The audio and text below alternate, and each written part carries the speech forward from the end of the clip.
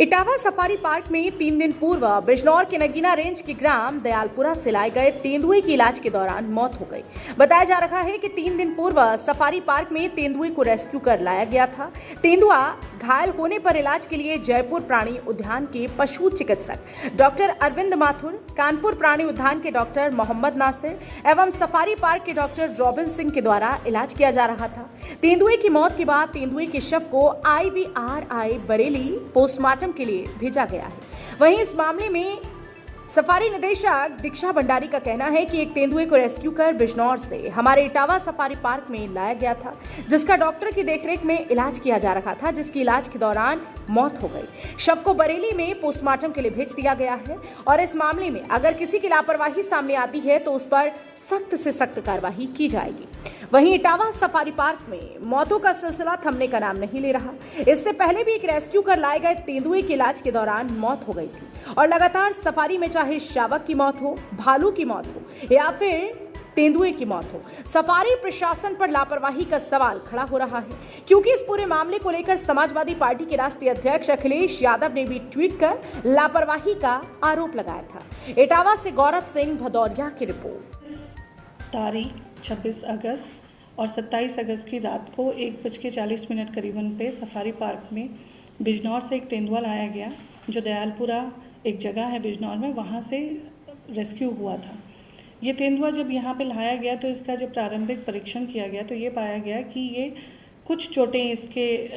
Frontal lobe पे थी, नाक में मुंह में चोटें आ रखी थी और अन्यथा क्योंकि अंदर के इंटरनल किसी भी प्रकार की हम टेस्टिंग उस टाइम नहीं कर सकते थे, तो बाहरी रूप से वो स्वस्थ प्रतीत हो रहा था। क्योंकि उसको केज में लाया गया था, केज से जब उसको ट्रीटमेंट केज में लिया गया तो उसका ट्रीटमेंट करा जा रहा था। 30 तारीख को ये पाया गया कि 4:15 बजे करीबन कि उसमें कुछ फिट्स आ रहे हैं, न्यूरोलॉजिकल फिट्स जैसे होते हैं और मुंह से झाग भी निकल रहा है। तो इस प्रक्रिया में जाने पर हमने ये कोशिश की कि सबसे पहले ये उसको किसी तरीके से हम रेस्पाइट दे सकें। इस पूरे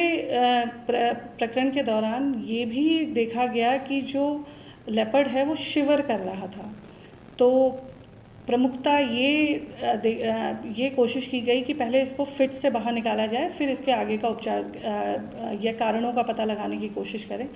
परंतु हमको बहुत ज़्यादा समय नहीं मिल पाया और 30 तारीख को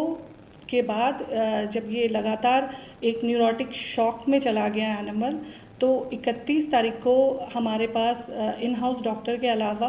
डॉक्टर नासिर कानपुर जू से यहाँ पे थे और जयपुर जू से भी डॉक्टर माथुर यहाँ पे थे, तो इनकी देखरेख में इसकी चिकित्सा स्टार्ट की गई। पूरे दिन भर चिकित्सा चलती रही, पर एनिमल बीच में थोड़ा सा रिस्पॉन्स किया चिकित्सा को और होते होते शाम तक हम ये सोचने लगे कि शायद एनिमल को हम न्यूरोटिक शॉक से बाहर निकाल पाएंगे। परंतु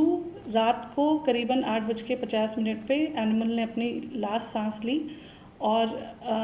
अब इसके बाद हमको ये संशय होने लगा कि न्यूरोटिक अगर कोई डिसऑर्डर है तो ऐसा ना हो कि वो अन्य जीवों में फैलने का कोई चांस बने। तो इसलिए हमने एनिमल का जो शव है उसको IVRI भेजा, क्योंकि ये हमारे पशु चिकित्सकों द्वारा भी रिकमेंड किया गया कि मैम इनको हम IVRI भेजेंगे तो ज़्यादा अच्छे तरीके से पता चल सकेगा कि क्या कारण रहे अचानक इस तरीके से एनिमल की स्टेट में पहुंचने का।